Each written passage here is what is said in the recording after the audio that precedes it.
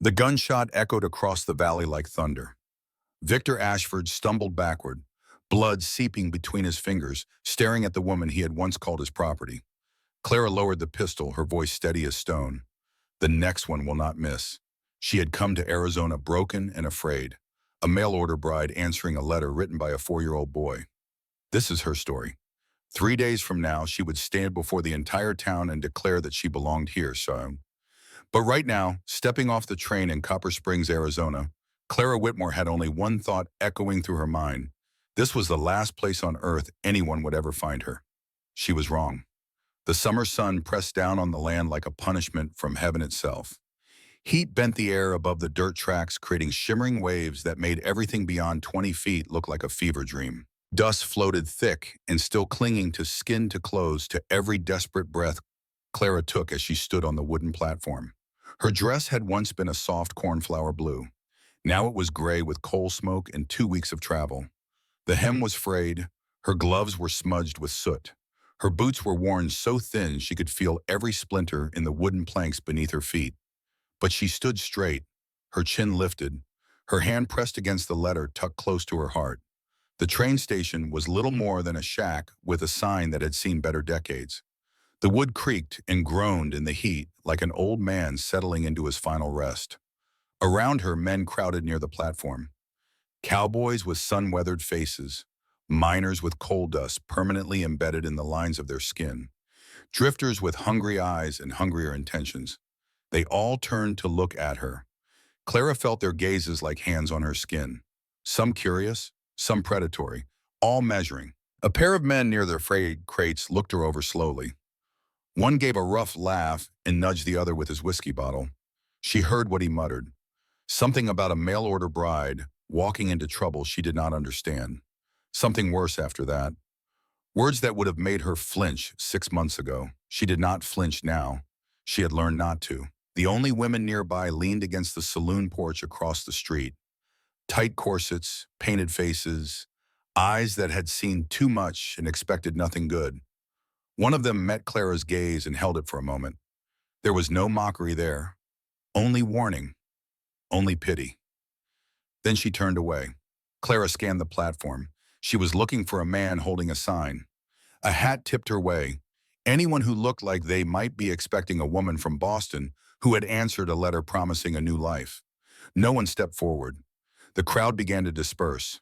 The other passengers from the train had already scattered. A prospector with tired eyes shuffled toward the assay office. A traveling salesman hauled his sample cases toward the general store.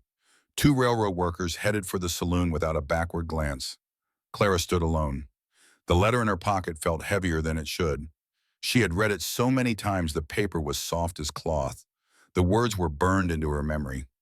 My pa is real sad. He does not smile anymore. Mama went to heaven and Pa forgot how to smile. I think he needs someone who can smile real big. If you come, maybe he will smile again. I will be good. I know how to work. It was signed Ethan Brennan, Brennan Ranch, Copper Springs, Arizona. The handwriting was crooked and childish. The spelling was wrong in places, but something in those simple words had reached through all her fear and desperation and grabbed hold of her heart. A child had written this letter, a lonely child trying to save his father the only way he knew how. And Clara had come, not because she wanted to marry a stranger, not because she dreamed of life on a dusty ranch in the middle of nowhere. She had come because she needed to disappear, and because a child's innocent plea had given her something she had not felt in 2 years, hope. But now standing on this platform, with the Arizona sun beating down and no one coming forward to claim her, that hope was beginning to crack. Then a voice came from behind her, low, careful, rough as sandpaper on raw wood. Clara Whitmore. She turned. The man standing there was tall, broad-shouldered, built like the land itself, hard, weathered, silent. His face was tanned dark by years under the sun, the lines around his eyes deep as canyon walls.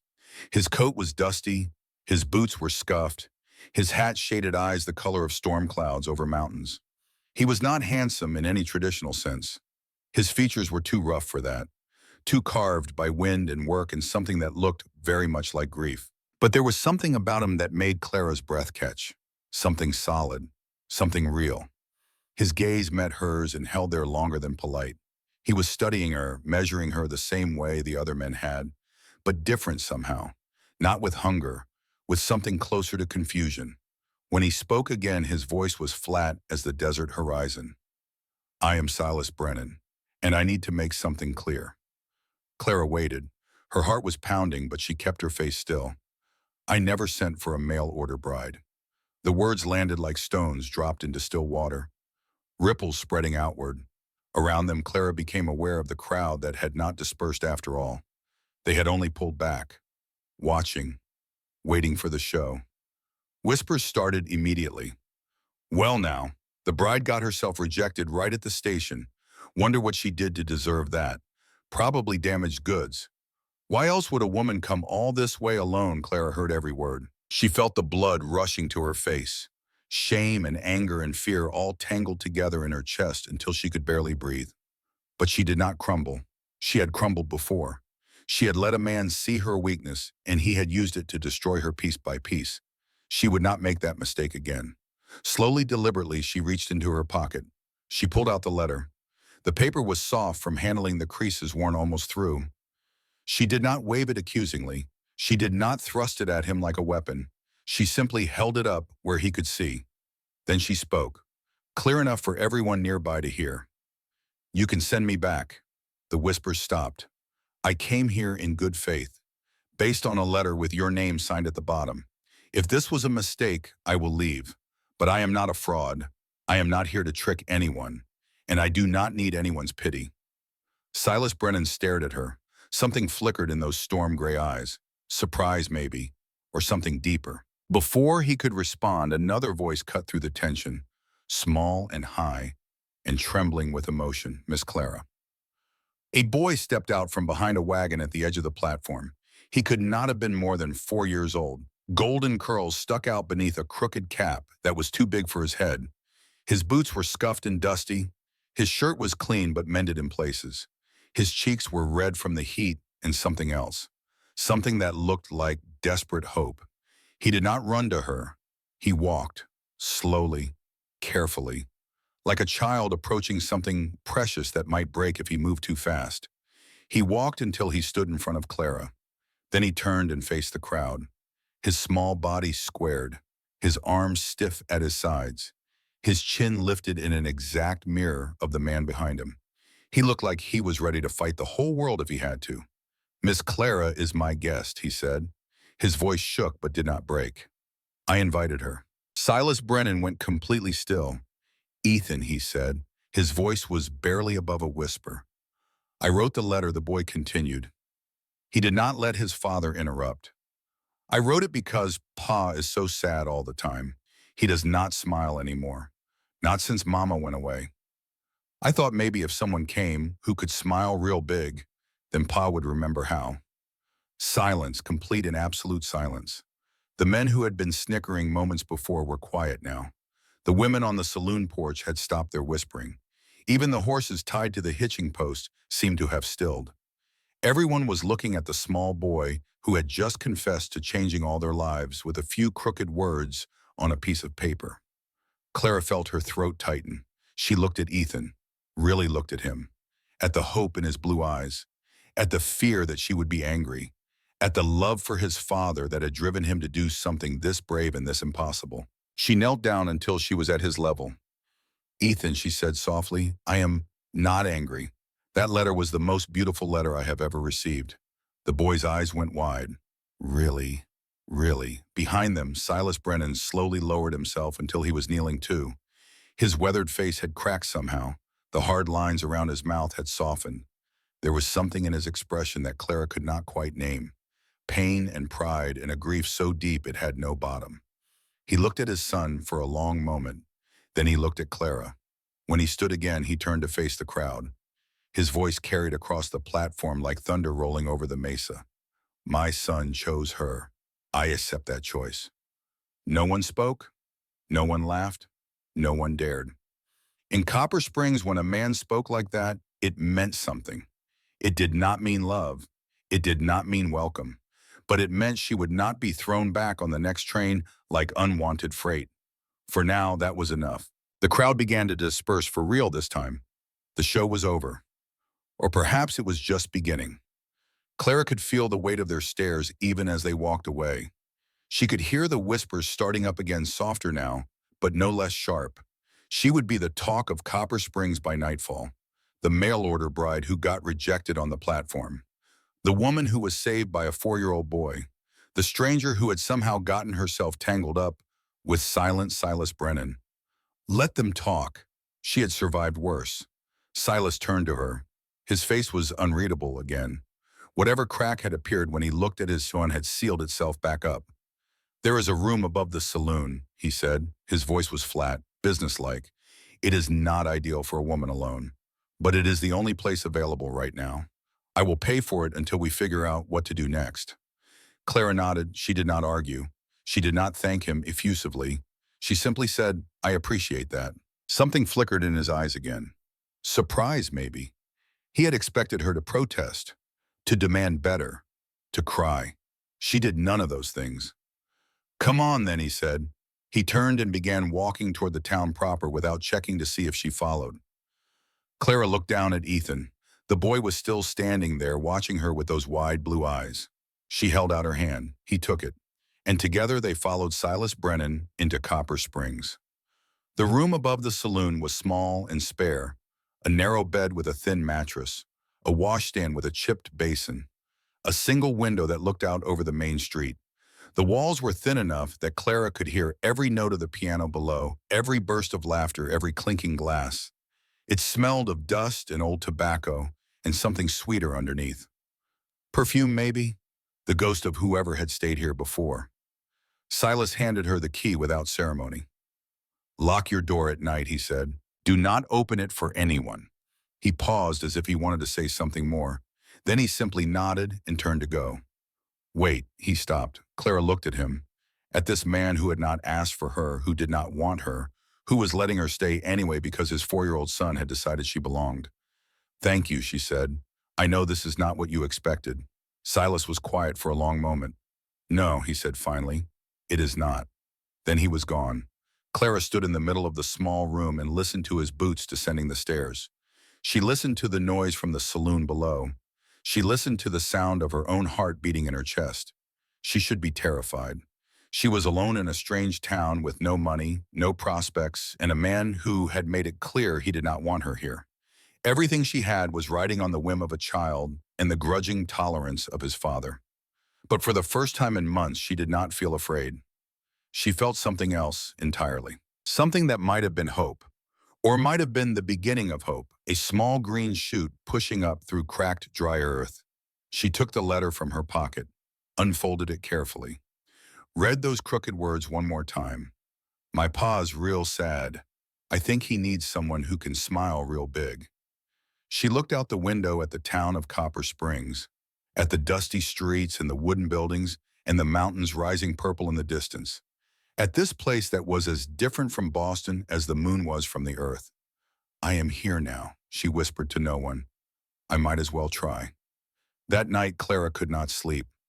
The noise from the saloon continued until well past midnight. Piano music and raucous laughter and the occasional crash of breaking glass. She lay on the thin mattress and stared at the ceiling and tried not to think about everything that could go wrong. Around 2 in the morning, the noise finally died down. The last drunk stumbled out into the street. The piano player stopped his endless plunking. Silence settled over Copper Springs like a blanket. Clara got up and went to the window. The street below was empty and dark. The moon hung low over the mountains, casting silver light across the dusty road. She could see the shapes of buildings. The general store, the blacksmith, the church steeple rising against the stars, and something else. A figure sitting on a bench beneath the overhang across the street. She pressed closer to the glass, squinting into the darkness. It was Silas. He was sitting perfectly still, his hat pulled low over his eyes. He might have been sleeping, but something in the set of his shoulders told her he was not. He was watching, waiting, guarding. Clara's throat tightened. He had not said he would stay. He had not promised anything. He had simply paid for her room and told her to lock her door and walked away, but he had not left. She stood at the window for a long time, watching him watch over her. This man she did not know, this stranger who owed her nothing. Eventually, exhaustion pulled her back to bed. She slept fitfully, dreaming of trains and letters and a little boy with eyes like the Arizona sky. When she woke at dawn, the first thing she did was go to the window. The bench was empty, but there was a wooden chair beside it now, pulled close, as if someone had sat there all night. Clara pressed her hand against the cool glass and felt something shift in her chest, something she did not yet have a name for. He had stayed. In Copper Springs, that meant something. 3 months earlier, Clara's life had been very different. She had been a school teacher in Boston, a respected one. The children loved her. The parents trusted her. She had a small apartment near the school and a routine that felt safe and predictable. And she had been engaged to Victor Ashford. Victor was everything a woman was supposed to want. Handsome, wealthy, charming in public. The son of a federal judge with connections that stretched from Boston to Washington. When he had proposed, everyone told Clara how lucky she was. She had believed them. At first. The first time Victor hit her, he apologized for an hour afterward. He bought her flowers. He swore it would never happen again. He said she had made him so angry that he had lost control, but he loved her, and it was her fault anyway for provoking him. She believed that too. The second time, there were no flowers, only silence. A silence that stretched for days until Clara began to wonder if she had imagined the whole thing. The third time, she stopped counting. Victor never left marks where anyone could see. He was too smart for that, too careful. He hit her in places covered by clothing. He grabbed her arms hard enough to bruise, but always above the elbow. He knew exactly how much pain he could inflict without leaving evidence. And he used other weapons too. Weapons that did not leave any marks at all. You are so stupid, Clara. No wonder you are still a school teacher. What man would want someone so pathetic? You should be grateful I am willing to marry you. Without me, you would die alone. She heard these words so often that she started to believe them. She began to see herself through Victor's eyes. Worthless, stupid, lucky to have anyone at all. The school was her only refuge. When she was teaching, she could forget. She could be the person she used to be. Confident, capable, kind. But even that was taken from her. One night, 6 months before she fled Boston, Clara came to the Ashford mansion unannounced. She had forgotten her gloves there the night before, and she needed them for church in the morning. The front door was unlocked. The servants were away. She let herself in and walked toward the parlor where she had left her gloves. That was when she heard it, a child's voice, crying, begging, "Please, sir, I am sorry. Please stop." Then a sound that made Clara's blood turn to ice, the crack of an open palm against tender flesh. She moved without thinking, pushed open the door to Victor's study, and saw him standing over a child.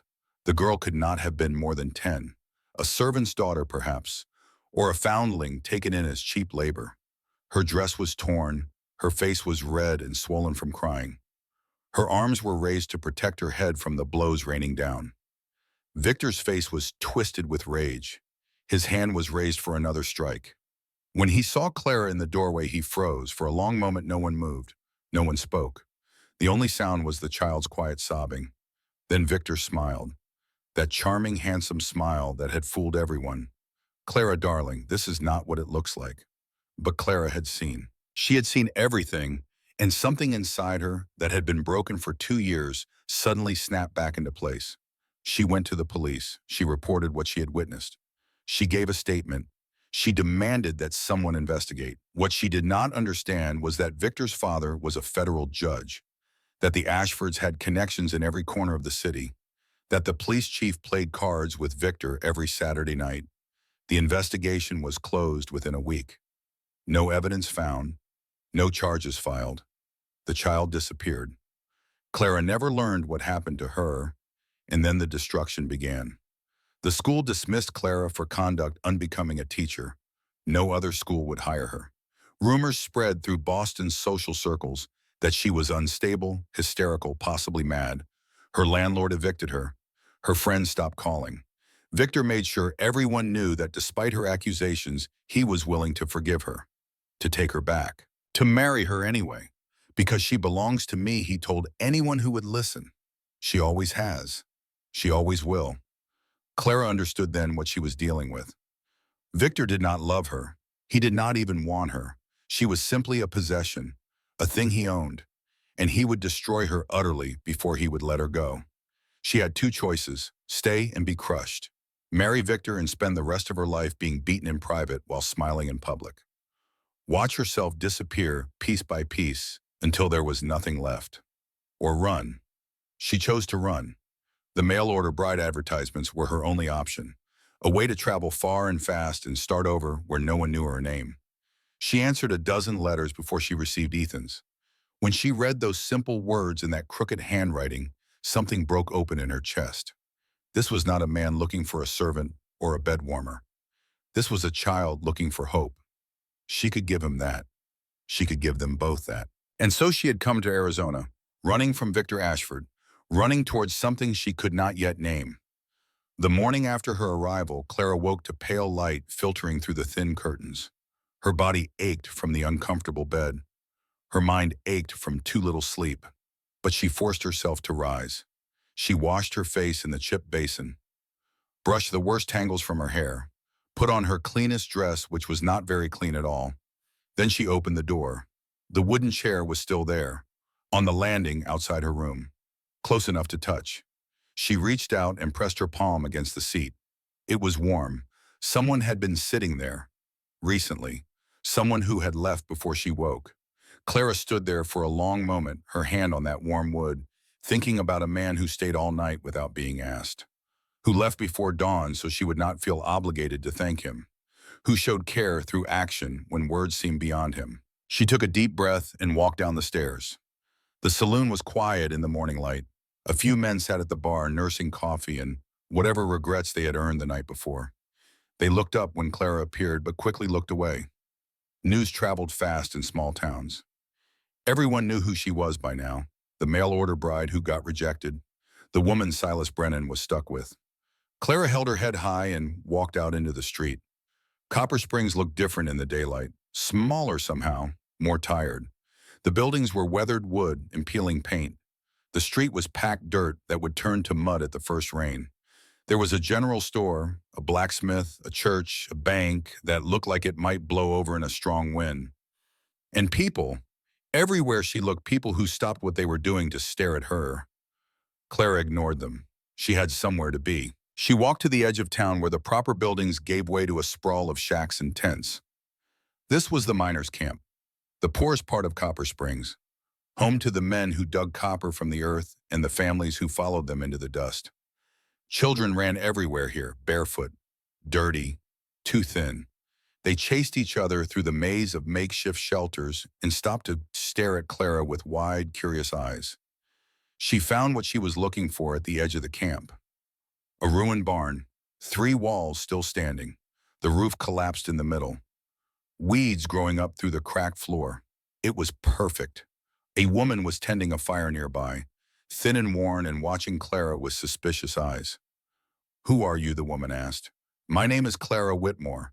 I used to be a teacher." The woman laughed, a short, bitter sound. "Teacher.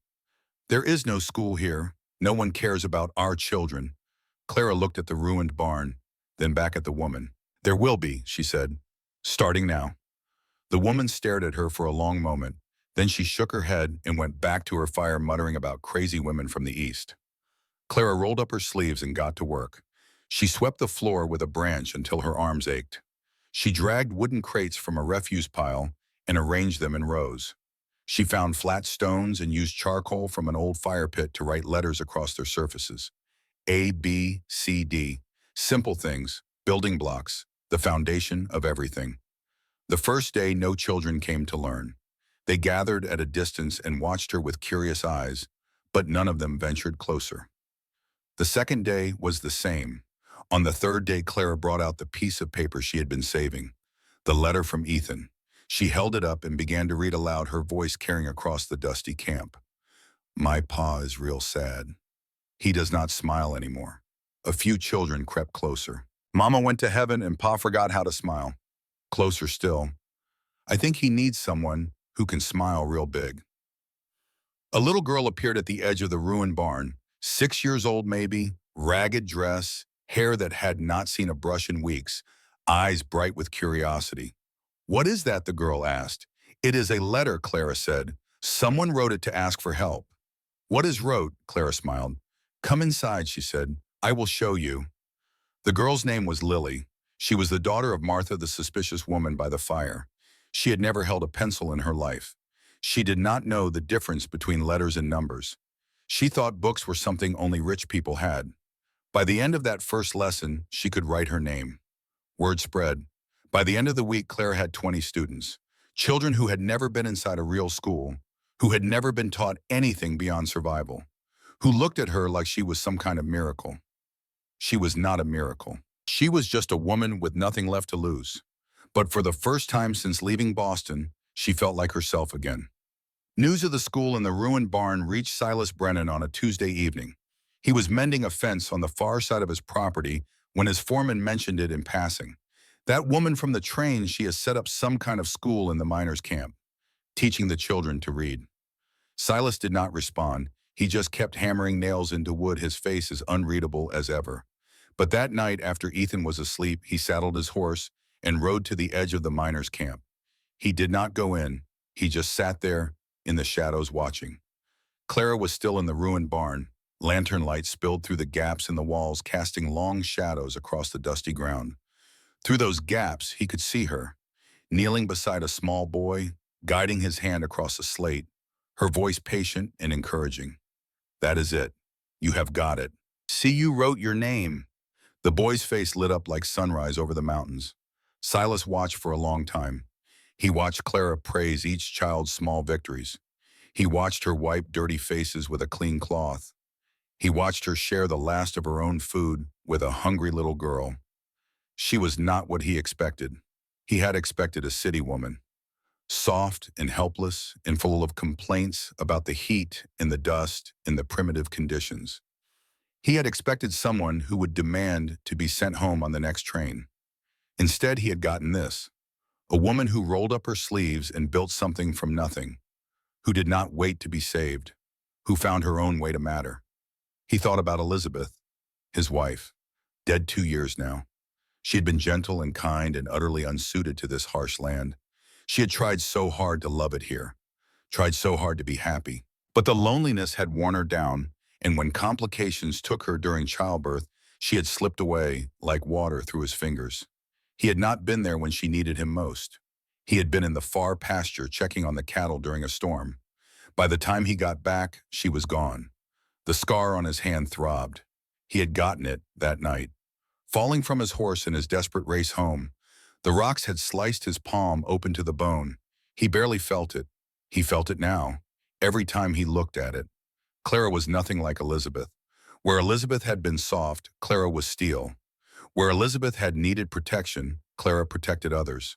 Where Elizabeth had wilted under the harsh Arizona sun, Clara seemed to draw strength from it. He did not know what to do with that. He did not know what to do with any of this. So he did what he always did. He turned his horse around and rode home in silence. But something had shifted, something he could not name. And he knew with the certainty of a man who had learned to read weather in the sky and trouble in the wind that his life was never going to be the same. The letter arrived at the telegraph office on a Thursday. The operator, a thin man named Wilkins, read it twice before he sealed it in an envelope and tucked it in his desk drawer. He had been told to watch for anything concerning certain names, to report anything suspicious. Victor Ashford paid well for information. Wilkins waited until nightfall. Then he wrote his own message on the telegraph and tapped it out into the darkness. Target located, Copper Springs, Arizona. She appears to have settled in with a local rancher named Brennan, awaiting instructions. The response came within the hour. Hold position, gather information. I am coming. Wilkins smiled and tucked the messages away. In the room above the saloon, Clara slept deeply for the first time in months. She dreamed of children learning to write their names, of a small boy with golden curls who had believed she could make his father smile again, of a man with storm-gray eyes who watched over her without being asked. She did not know that somewhere in Boston, a man with cold eyes and a colder heart was already booking passage on a westbound train. She did not know that the walls she had built around her new life were about to be tested. She only knew that for the first time in 2 years she felt something like peace. It would not last. But for now, in this moment, it was enough. The town council meeting was held on a Tuesday morning, 1 week after Clara arrived in Copper Springs.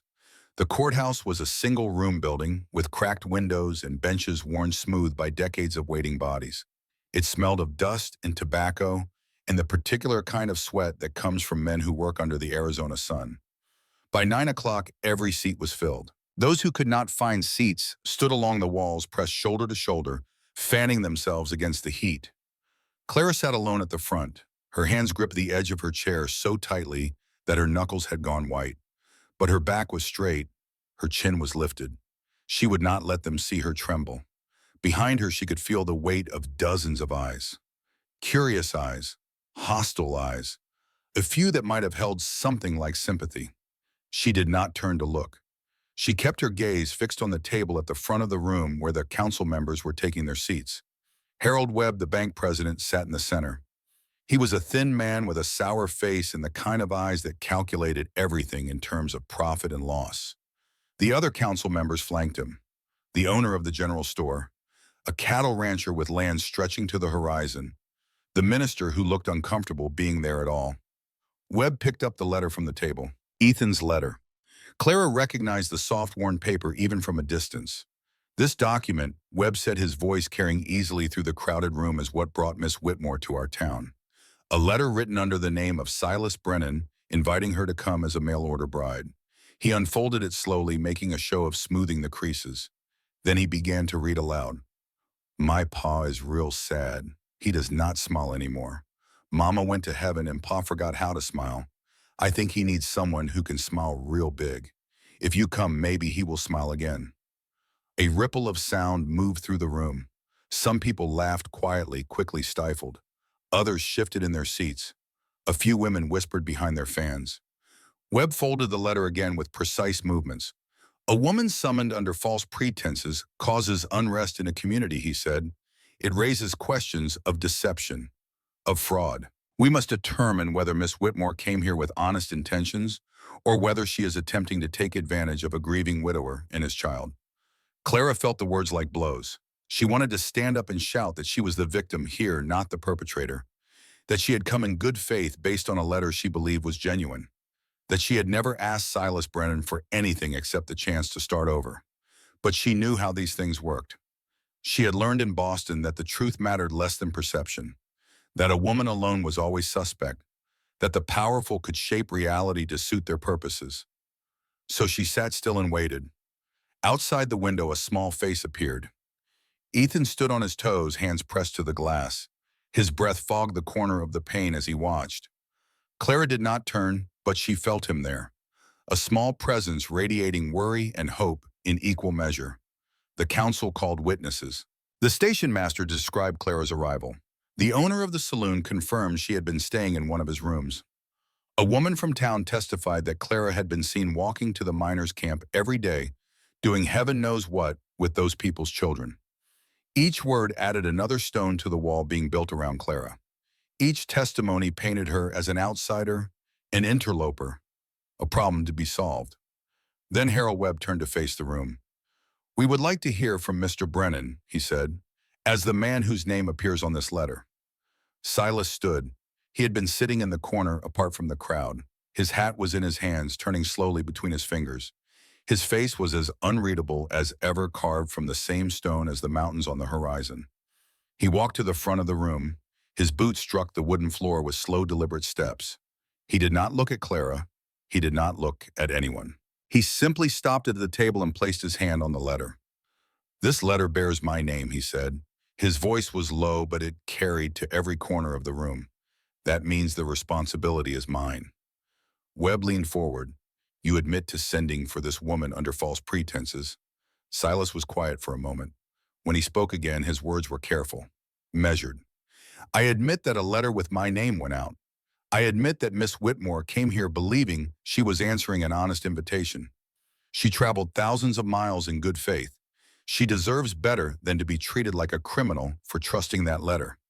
But you did not write it, another council member pressed. Your son did, a 4-year-old child. My son acted out of love, Silas said. There was something in his voice now, something that had not been there before. He saw his father suffering, and he tried to help the only way he knew how. I will not condemn him for that. Webb exchanged glances with the other council members. The question remains, Webb said what to do about Miss Whitmore.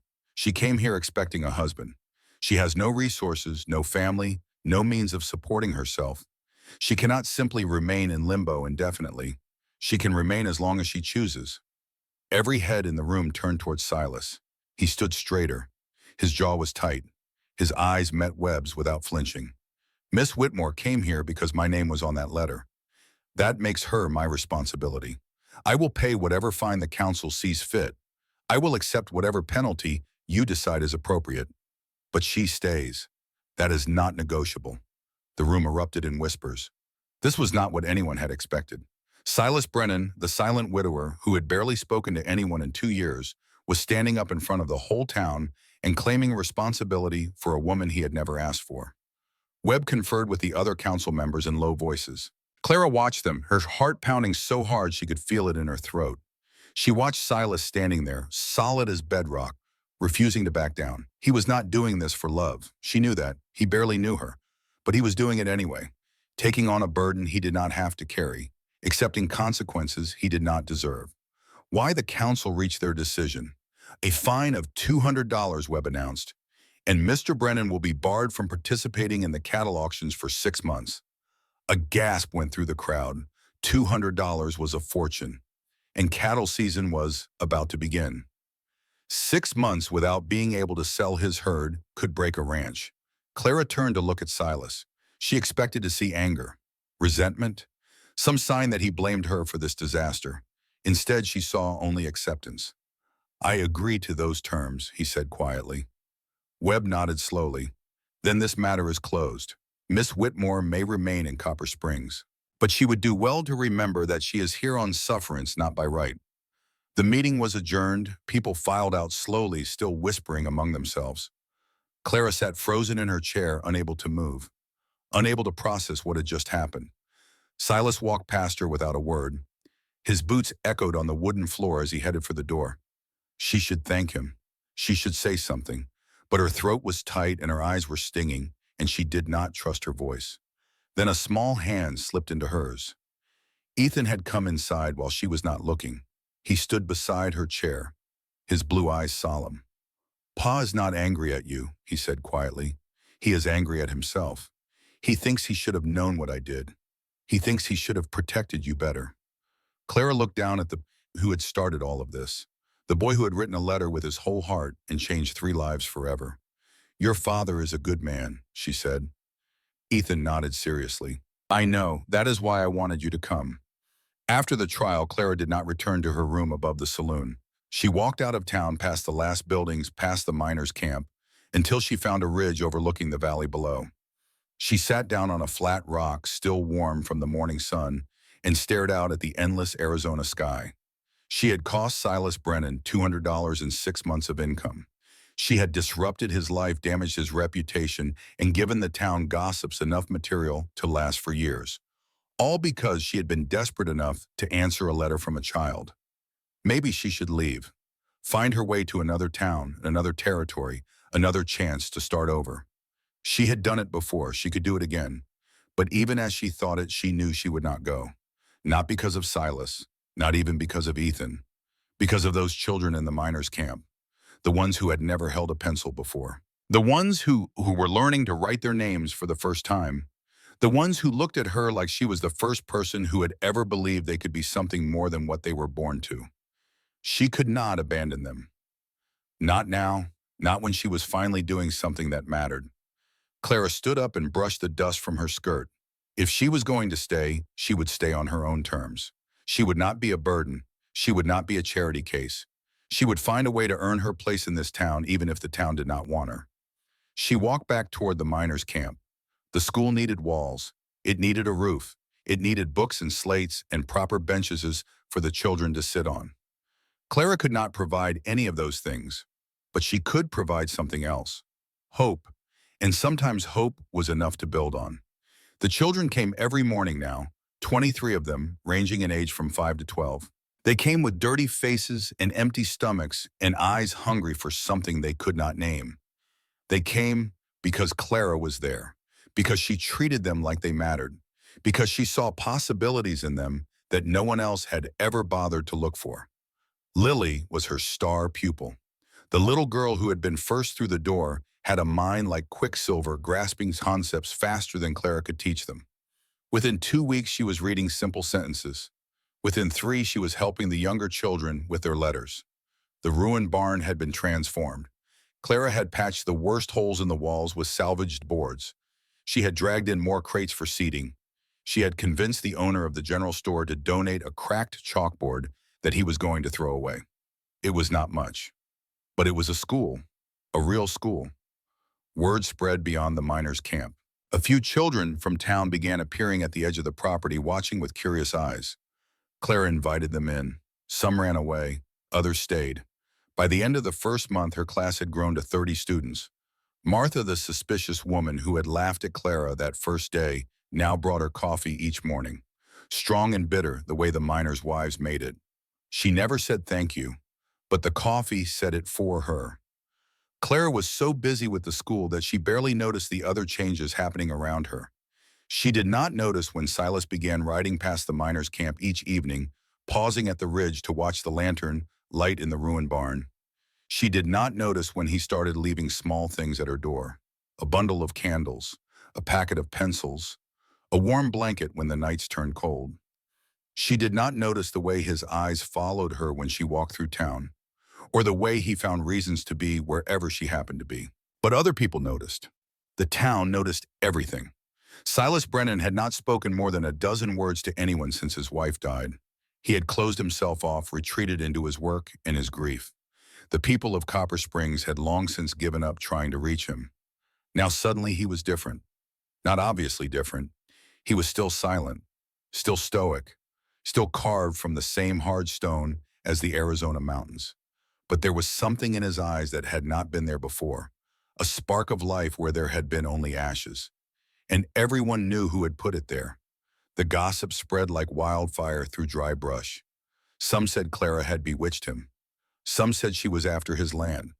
Some said Silas was a fool for taking in a strange woman with a mysterious past. But a few people saw the truth. They saw a lonely man learning to feel again, and a broken woman learning to stand on her own feet. Whatever was happening between Silas Brennan and Clara Whitmore, it was something rare, something worth watching, something that could either save them both or destroy them entirely. On a night when thunder rolled across the mountains, Clara heard a knock on her door. She was staying in a small room behind the church now. The minister had offered it when he learned she was still living above the saloon. It was not much. 4 walls, a narrow bed, a single window. But it was quiet, and it was respectable, and it was hers. The knock came again. Urgent. Clara wrapped a shawl around her shoulders and opened the door. Silas stood in the rain. Water streamed from the brim of his hat and soaked through his coat. His face was grim in the lantern light. "Someone has been asking about you," he said without preamble. "A man from back east. He has papers." Clara felt the blood drain from her face. Victor. It had to be Victor. She had known this day would come. She had prayed it would not come so soon. But Victor Ashford was not a man who gave up easily. She was his property in his mind. He would hunt her to the ends of the earth if he had to. What kind of papers, she managed to ask. Silas shook his head. "I do not know yet, but the man is staying at the hotel. He has been asking questions all day. About you, about me, about how you came to be here." Clara leaned against the door frame. Her legs felt weak. "I should go," she said. "I should leave before he finds me. I have brought you enough trouble already." Silas was quiet for a long moment. Rain drummed on the roof above them. Thunder growled in the distance. Then he said something that changed everything. "Did you do what they say you did?" Clara looked up at him, at this man who had sacrificed so much for her already, who had every reason to send her away and no reason at all to let her stay. "No," she said. Her voice was steady now. "The only thing I did was tell the truth about a powerful man. I saw him beating a child, a little girl no older than Lily. I reported it to the police. What happened? His father is a federal judge. The investigation was buried. The child disappeared. And Victor decided that since I had humiliated him, he would destroy me. He got me fired from my job. He spread rumors that I was insane. He told everyone that I belonged to him and that no matter where I ran, he would bring me back. Silas listened without interrupting. His eyes never left her face. When she finished, he nodded slowly. "Come with me," he said. "You are not safe here tonight." Clara hesitated. Going with him would cause more gossip, more scandal, more ammunition for the people who already thought the worst of her. But staying here alone with Victor's man, prowling the town, was worse. She grabbed her coat and followed him into the rain. They rode through the storm to the Brennan Ranch. Clara had never been there before. She had seen it from a distance. A solid house of timber and stone set against the backdrop of the mountains. Corrals and outbuildings scattered across the property. A windmill turning slowly in the gusting wind. But seeing it up close was different. This was not just a ranch. It was a home. A real home with a porch that wrapped around three sides and windows that glowed warm with lantern light. The kind of home Clara had dreamed about as a child before she learned that dreams were dangerous things. Silas helped her down from the horse. His hands were strong and sturdy as they gripped her waist. For a moment they stood close enough that she could feel the heat of his body through the cold rain. Then he stepped back and led her inside. The house was warm and quiet. Ethan was already asleep in his room, watched over by an elderly woman named Mrs. Patterson, who came in to help when Silas needed to be away. Silas showed Clara to a small guest room near the back of the house. "You will be safe here," he said. "Lock the door. I will be just outside." Clara looked around the room. A narrow bed with a faded quilt, a washstand with a basin and pitcher, a window that looked out over the dark mountains. On the nightstand there was a small wooden box. She did not open it, but she noticed the way Silas's eyes lingered on it for just a moment before he turned away. "Why are you doing this?" she asked. "You do not owe me anything. You did not ask for any of this."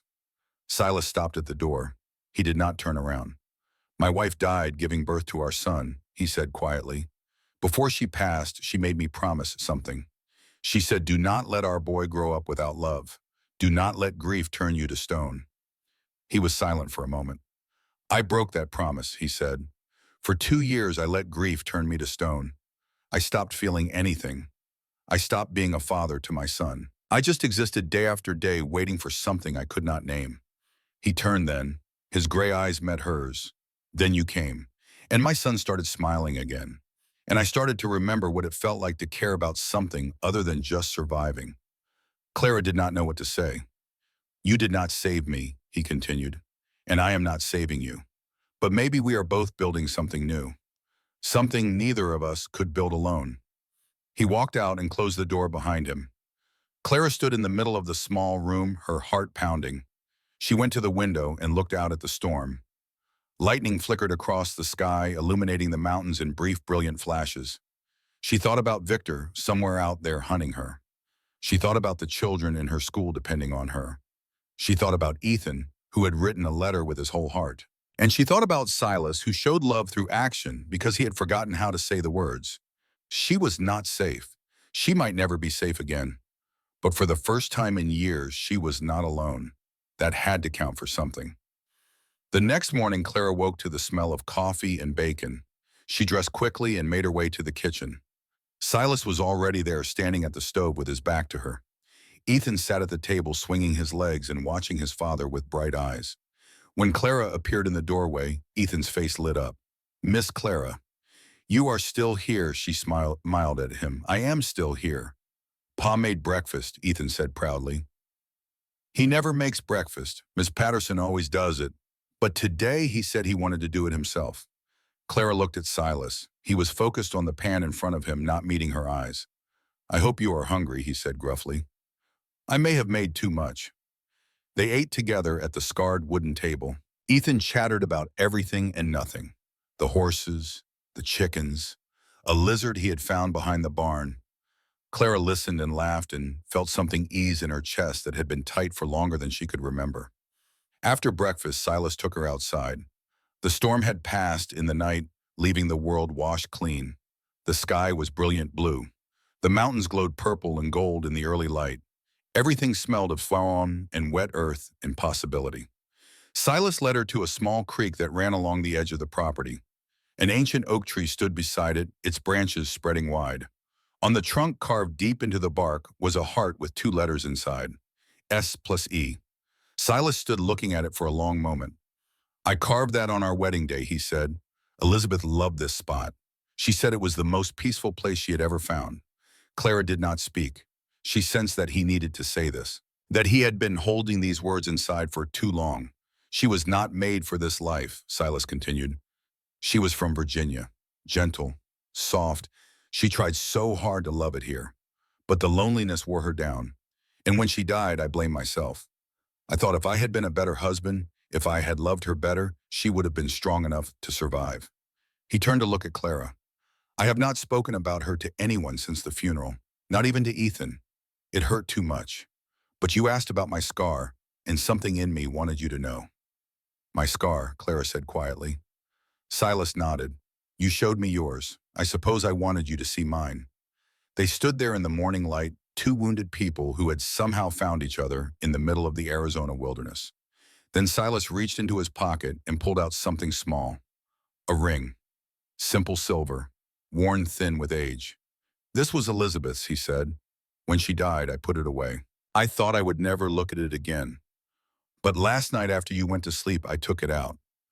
Clara's heart was pounding. I am not asking you to replace her, Silas said. I am not asking you to be anyone other than who you are. But I want you to know that whatever comes next, whatever that man from the East tries to do, you have a place here. With me. With Ethan. For as long as you want it. He held out the ring. This is not a proposal. Not yet. It is a promise. That you are not alone anymore. Clara looked at the ring. At this man who spoke more through silence than most people did with 1,000 words. At the life he was offering her. A life she had never dared to dream about. She reached out and closed his fingers around the ring. Keep it safe for me, she said, until I have earned the right to wear it. Something shifted in Silas's eyes, something that might have been hope. How long, he asked. As long as it takes, Clara said, for both of us to be ready. He nodded slowly. Then he tucked the ring back into his pocket, and they walked back to the house together. Behind them, the oak tree stood sentinel over the creek, and inside its trunk, the carved heart held the promise of something new. 2 days later, Silas rode to the far pasture to check on the herd. When he came home that evening, Clara was waiting on the porch with news that made his blood run cold. Thunder is gone, she said quietly. The corral gate was open this morning, and he was not there. Silas went still. Thunder was his horse, the black stallion he had raised from a foal, the finest animal he had ever owned. It was Thunder who had carried him to the train station the day Clara arrived. It was Thunder who had stood patient and steady while his world shifted beneath him, worth more than everything else on the ranch combined. He walked to the corral without a word. The gate hung open, swinging slightly in the evening breeze. There were hoof prints in the dust leading away toward the road. But there were other prints too. Boot prints. A man's boots with a distinctive worn heel. Silas knelt and studied the tracks for a long moment. Then he stood and walked back to Clara. I need to tell you something, he said. What Thunder is not gone.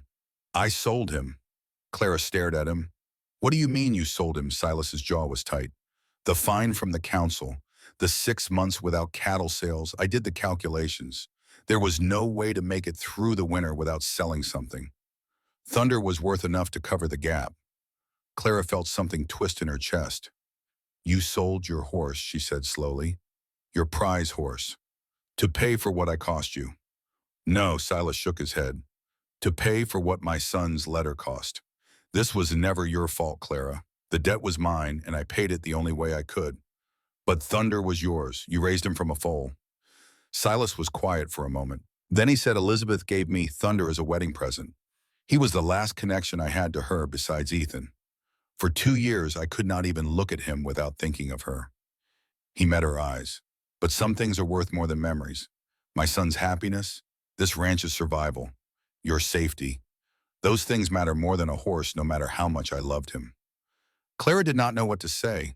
This man had given up his most treasured possession, not for love, not for romance, simply because it was the right thing to do. She had never known anyone like him. I will pay you back, she said fiercely. I do not know how yet, but I will find a way.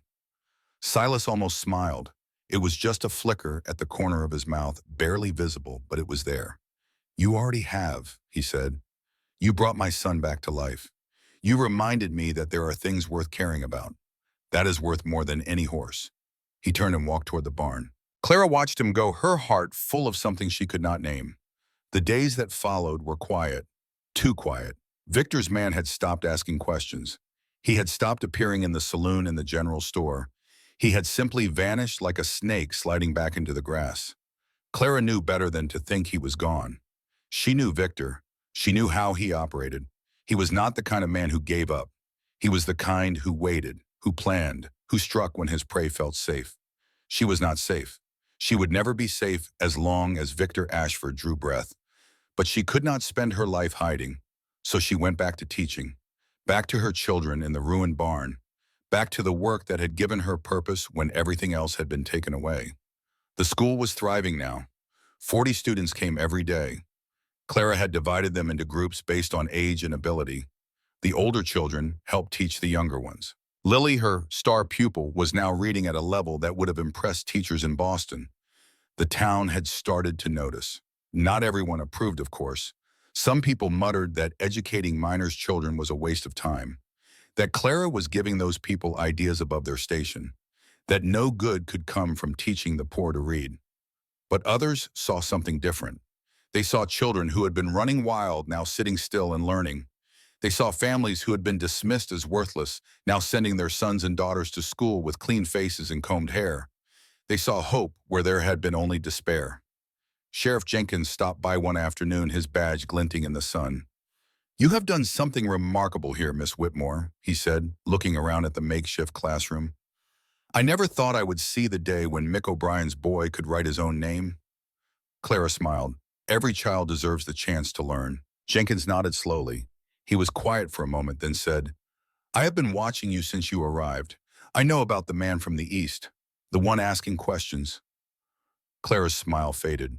"I do not know what you are running from." Jenkins continued, "And frankly, it is not my business. But I want you to know something. Whatever that man thinks he has on you, it does not matter here. In Arizona, we judge people by what they do, not by what someone else says about them. And what you have done speaks for itself." He tipped his hat and walked away. Clara stood in the doorway of her school watching him go. For the first time since leaving Boston, she felt like she might actually belong somewhere. The feeling did not last. 3 weeks after the storm, a carriage rolled into Copper Springs. Not just any carriage, a fine one. Polished black wood with brass fittings. 4 matched horses pulling it. The kind of carriage that had no business being in a dusty frontier town in the middle of Arizona. People stopped what they were doing to stare. The carriage pulled up in front of the hotel. A man stepped out. Clara was in the general store when she heard the commotion. She walked to the window and looked out, and felt her blood turn to ice. Victor Ashford stood in the middle of the street brushing dust from his tailored coat. He looked exactly as she remembered. Handsome, polished, expensive. Every inch the wealthy gentleman, and every inch the monster she knew him to be. He spoke to someone. Clara could not hear the words, but she saw him gesture toward the sheriff's office, toward the church, toward the road that led out to the Brennan Ranch. He was asking questions, gathering information, hunting. Clara backed away from the window. Her hands were shaking. Her heart was pounding so hard she could barely breathe. She had to warn Silas. She had to get to Ethan. She had to do something, anything, before Victor found them. But when she turned to run, she found her path blocked. A man stood in the doorway of the general store, tall and broad with cold eyes and a cruel smile.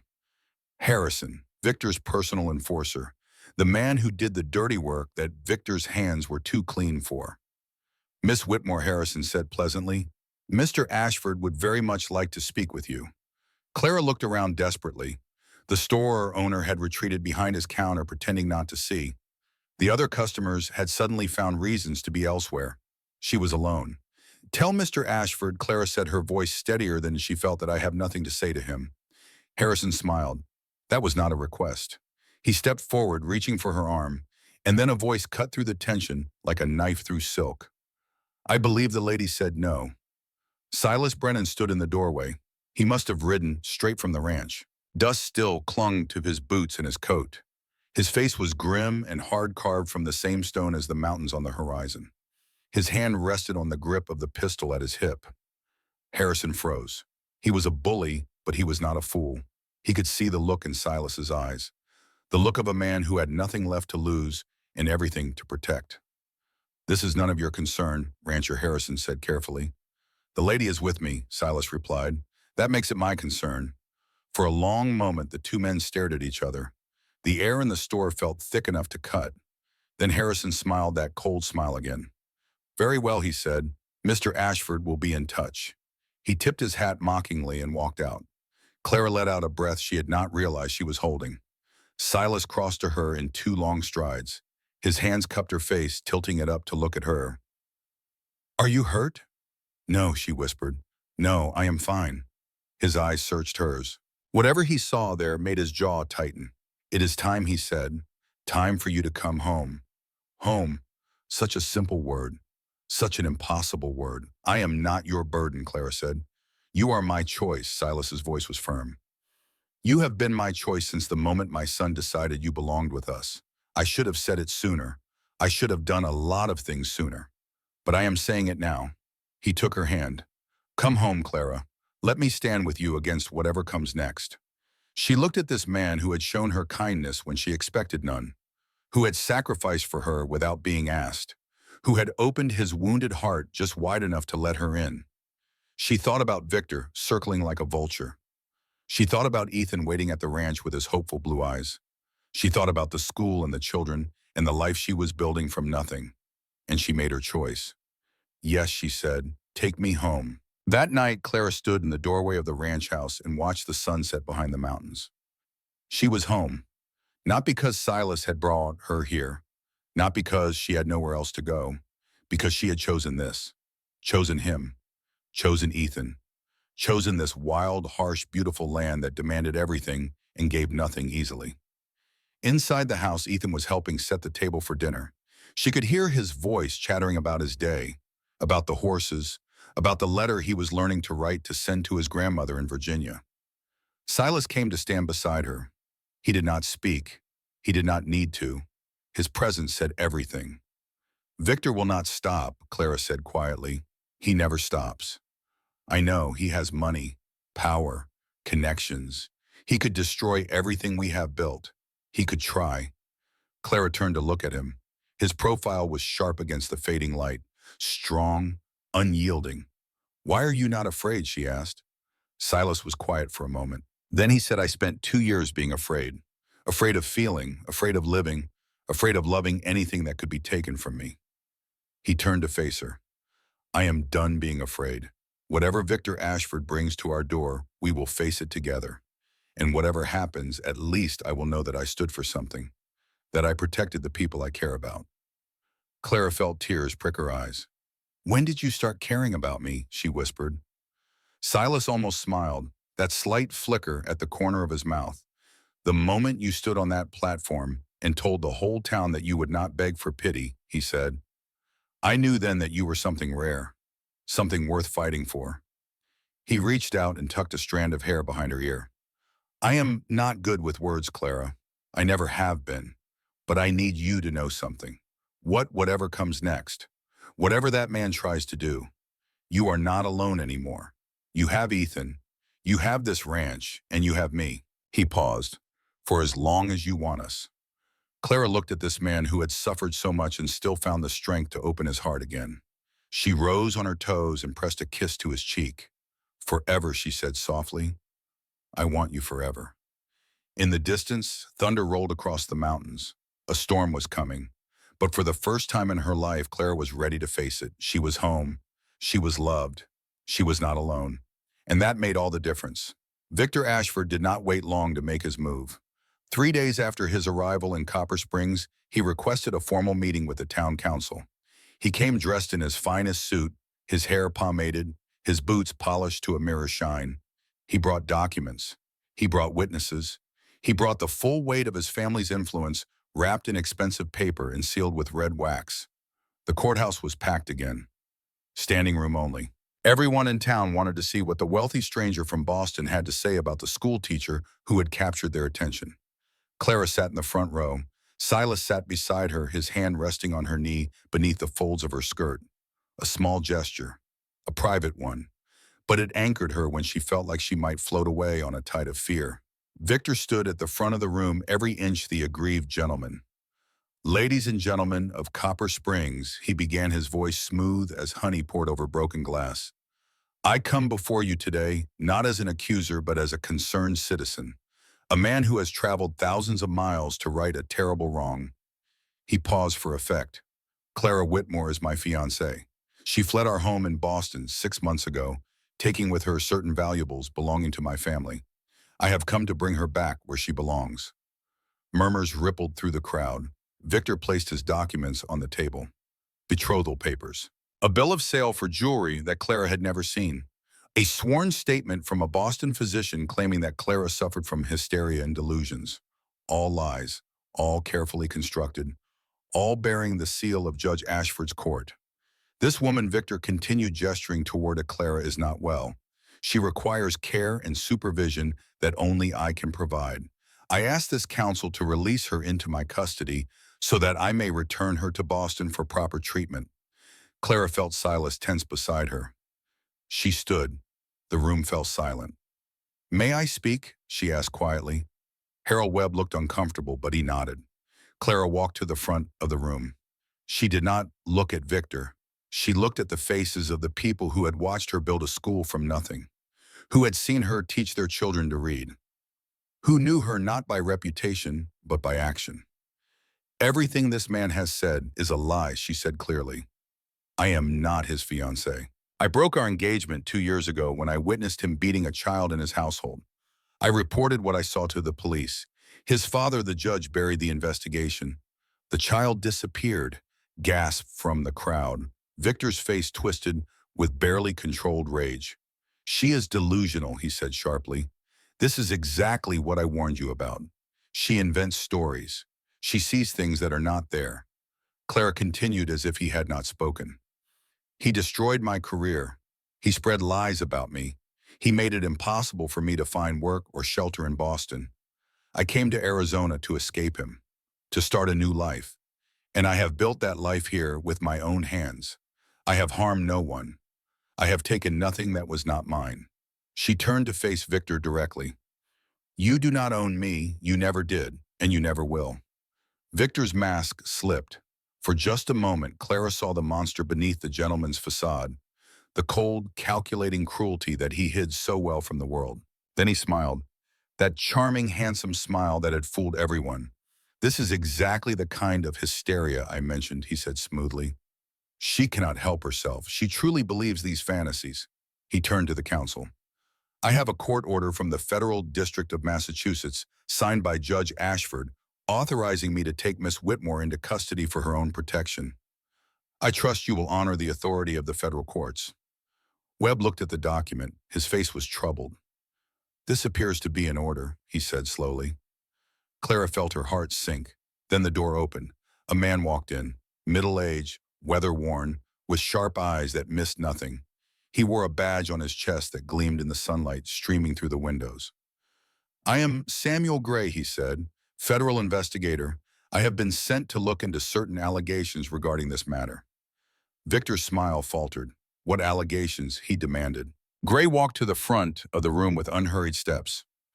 Allegations of fraud, he said, abuse of judicial authority, falsification of documents, and assault on a minor child.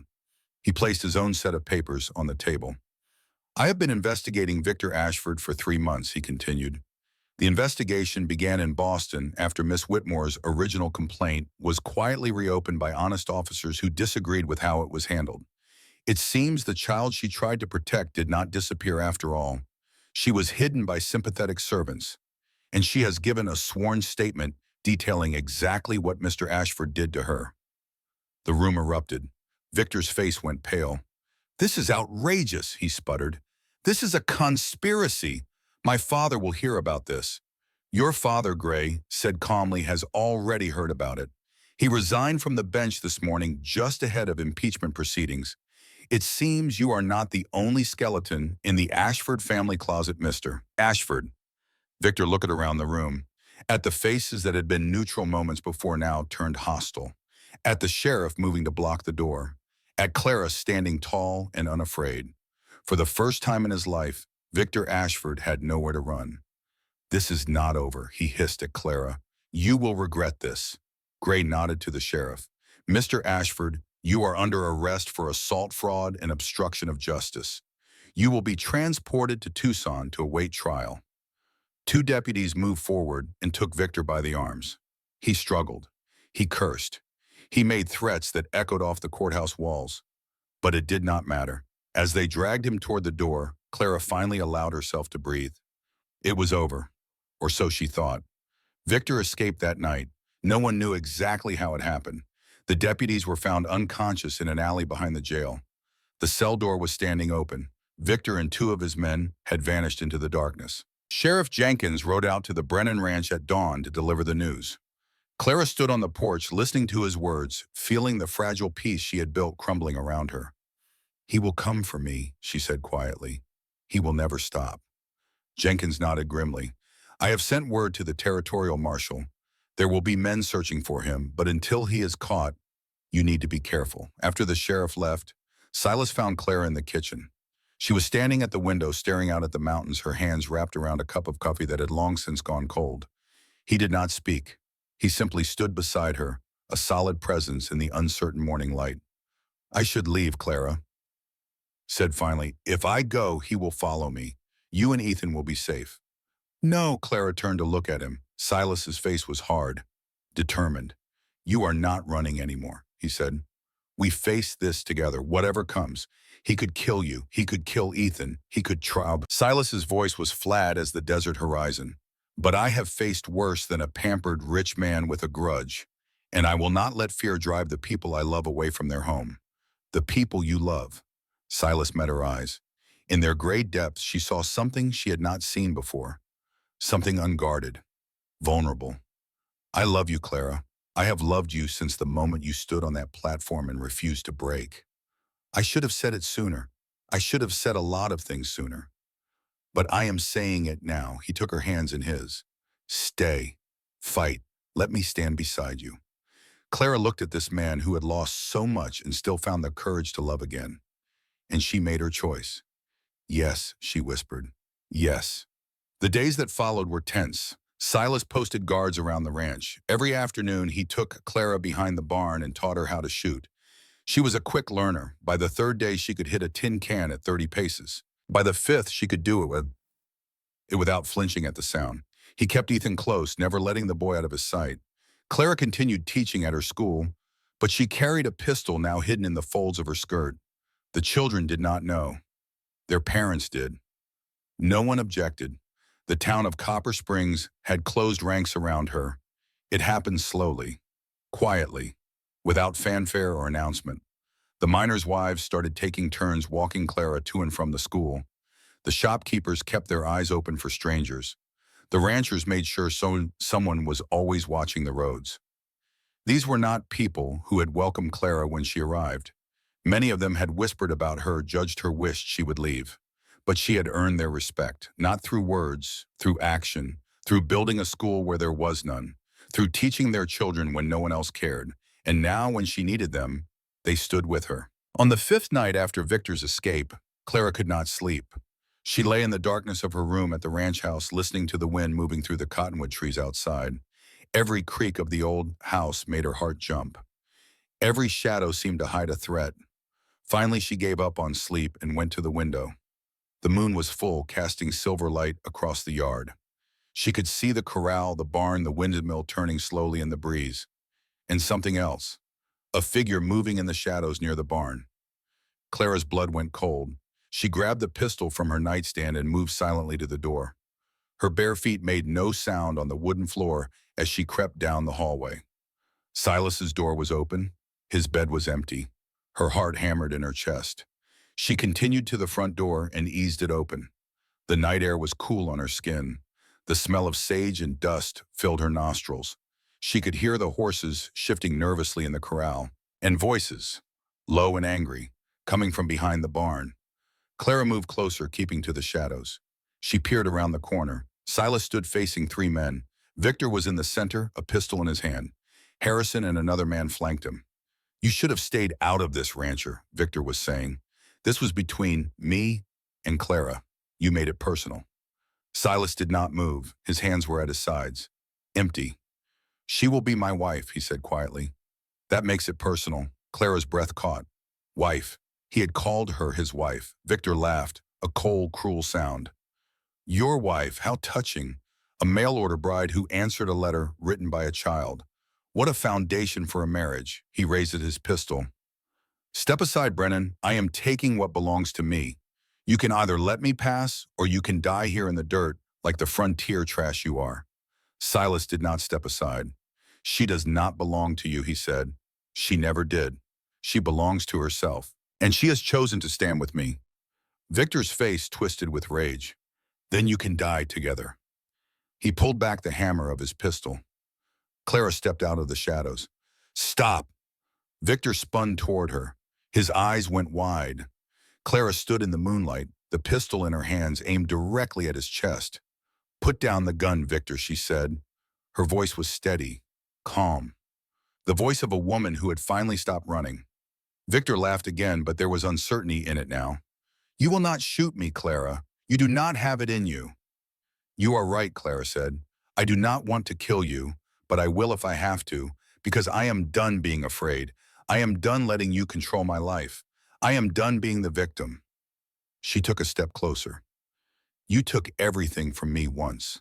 My job, my reputation, my peace of mind. I let you do it because I believed I was worthless, because you made me believe I deserved it. Another step. But I know better now. I know what I am worth. I know what I have built, and I will not let you destroy it. Victor's face contorted with fury. You ungrateful little whore, he snarled. After everything I did for you. He swung his pistol toward her. Clara fired. The shot echoed across the valley like thunder. Victor stumbled backward, his hand clutching his shoulder. Blood seeped between his fingers. His pistol fell to the dirt. Harrison and the other man froze, looking between their wounded employer and the woman with the smoking gun. The next one will not miss, Clara said quietly. Leave, now, and never come back. For a long moment, no one moved. Then Harrison grabbed Victor under the arms and began dragging him toward their horses. The other man followed. This is not over. Victor gasped, his face twisted with pain and hatred. I will destroy you. I will destroy everything you love. Clara lowered the pistol. No, she said. You will not. She watched them ride away into the darkness. Then her legs gave out. Silas caught her before she hit the ground. He held her close, his arms strong and warm around her trembling body. You saved my life, he murmured into her hair. We saved each other, she whispered back. They stood there in the moonlight, holding each other, while the echoes of the gunshot faded into silence. It was over. This time it was truly over. Victor Ashford was captured 2 days later, trying to cross into Mexico. He was transported back to Tucson in chains. The trial was brief. The evidence was overwhelming. The testimony of the child he had abused, combined with Clara's account and the investigation into his father's corruption, sealed his fate. He was sentenced to 20 years in federal prison. Judge Ashford disgraced him broken, resigned from public life, and retreated to his estate in Virginia. The family name, once synonymous with power and influence, became synonymous with scandal and shame. Clara received word of the verdict via telegram on a crisp autumn morning. She read it twice, then folded the paper and tucked it into her pocket. Silas found her sitting on the porch watching Ethan chase chickens across the yard. Good news, he asked. The best, she said quietly. It is over. Truly over. Silas sat down beside her. For a long moment, they watched their son playing in the golden light. Then Silas spoke. I have been thinking, he said slowly, about something you said. The night Victor came. What did I say? Silas turned to look at her. His gray eyes were soft in a way she had rarely seen. You said forever, that you wanted us forever. I remember. Did you mean it? Clara felt her heart swell. Every word. Silas reached into his pocket and pulled out the silver ring. Elizabeth's ring, the one he had shown her by the creek all those weeks ago. Then I think it is time, he said. Time to make it official. Clara looked at the ring. At this man who had lost so much and still found the courage to love again. At the life they had built together, brick by brick, day by day. Is that a proposal? She asked softly. It is, Silas said, if you will have me. Clara took the ring from his hand. It fit perfectly on her finger as if it had been made for her. I will, she said. I will have you, Silas Brennan, today and every day after. Silas smiled, a real smile, wide and bright, transforming his weathered face into something beautiful. He pulled her into his arms and kissed her long and deep while Ethan cheered from across the yard. The wedding was held by the creek beneath the oak tree with the heart carved into its trunk. It was a small ceremony, just family and close friends, the minister from town, Sheriff Jenkins, Martha and Lily from the miners' camp, a few of the ranchers who had stood watch during the dark days of Victor's escape. Clara wore a simple linen dress that she had sewn herself, white with tiny blue flowers embroidered along the hem. Her hair was loose crowned with a circlet of wild lavender that Ethan had picked that morning. Silas wore a clean white shirt, the nicest thing he owned. His boots were polished. His hair was combed. He looked uncomfortable and handsome and utterly devoted. Ethan stood between them holding a sprig of lavender, his face shining with joy. The minister spoke the words, ancient words, sacred words, words that had joined countless couples before them and would join countless more after.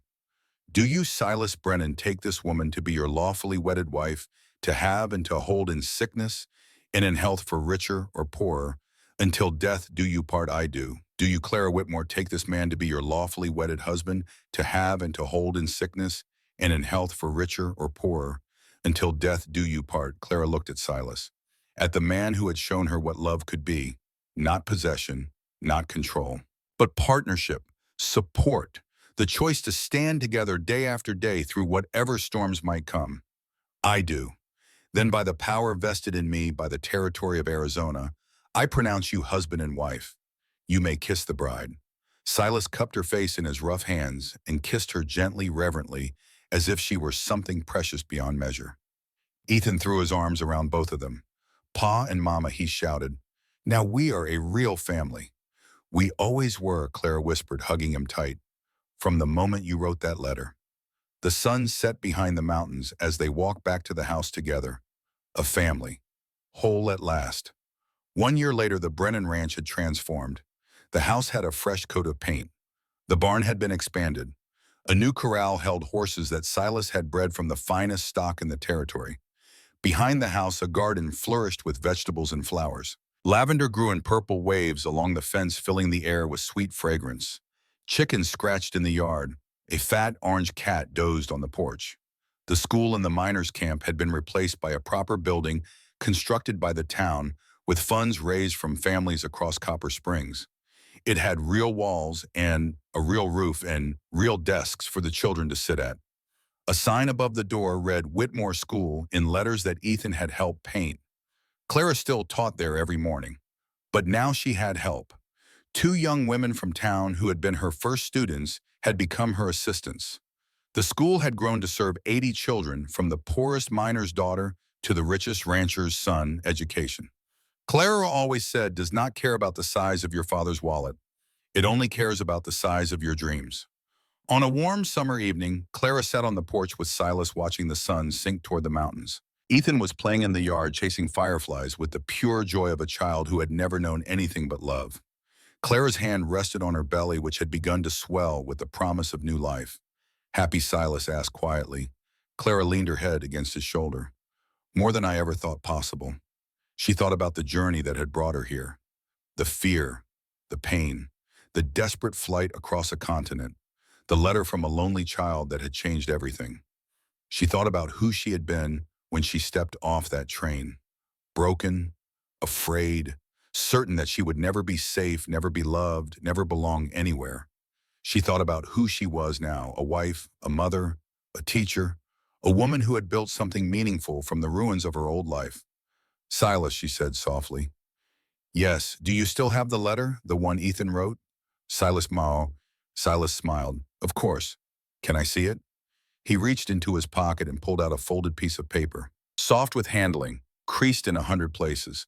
I had it framed, he said. It hangs in the schoolroom, but I keep a copy with me always. Clara unfolded the paper and read those crooked words one more time. My pa is real sad. He does not smile anymore. Mama went to heaven and Pa forgot how to smile. I think he needs someone who can smile real big. If you come, maybe he will smile again. Tears pricked her eyes. He smiles now, she whispered. Because of you. No, Clara shook her head. Because of us. All three of us. We built this together. She folded the letter and handed it back to him. Silas tucked it into his pocket close to his heart.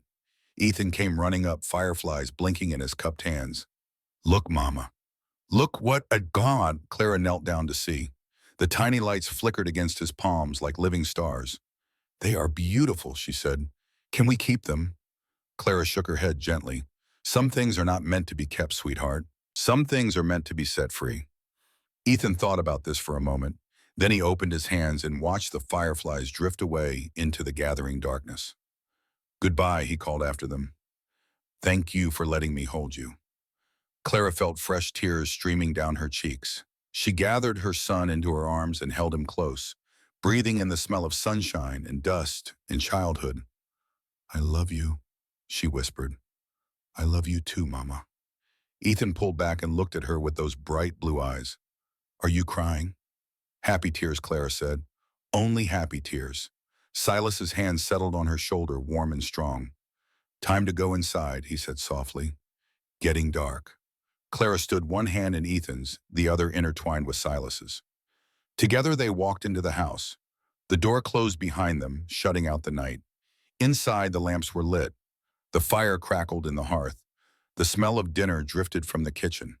Home. Real home. The kind that lasted forever.